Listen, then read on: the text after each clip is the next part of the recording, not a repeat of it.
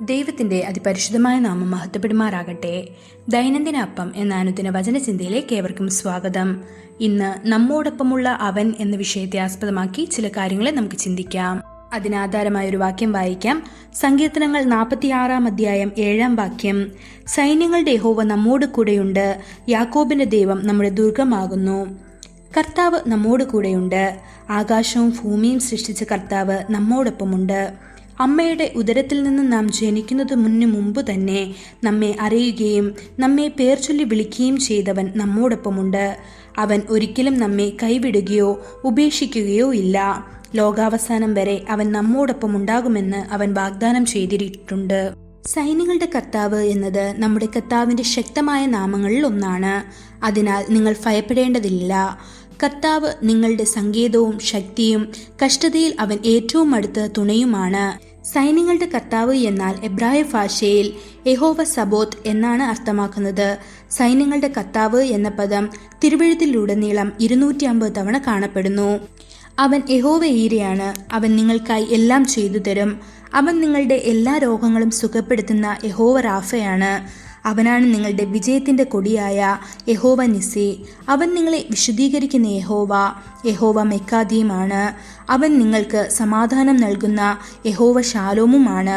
സൈന്യങ്ങളുടെ കർത്താവ് എങ്ങനെയായിരിക്കും? അവന്റെ രൂപം എങ്ങനെയായിരിക്കും? സ്വർഗം എൻ്റെ സിംഹാസനവും ഭൂമി എൻ്റെ പാദപീഠവുമാണെന്ന് സൈന്യങ്ങളുടെ യഹോവ അരുളി ചെയ്തിരിക്കുന്നു. അവൻ എത്ര ശക്തനും മഹത്വമുള്ള ഒരു കമാൻഡർ ആയിരിക്കാം. അത്രയും ശക്തനായ സൈന്യങ്ങളുടെ കർത്താവ് നമ്മോടൊപ്പമുണ്ട്. നമുക്ക് വേണ്ടി പോരാടുന്ന ഇസ്രായേലിന്റെ ശക്തനായ യോദ്ധാവാണ് സൈന്യങ്ങളുടെ യഹോവ. അവൻ ഒരിക്കലും പരാജയപ്പെടുന്നില്ല. അവനെ ഒരിക്കലും തോൽപ്പിക്കാനാവില്ല.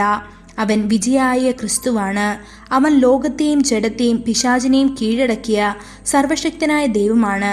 അവൻ വിജയത്തിന്റെ കൊടി ഉയർത്തുന്നു. ദൈവം സ്നേഹത്തിന്റെ മൂർത്തീഭാവമാണ്. അവൻ നമ്മോട് കരുണയുള്ളവനാണ്.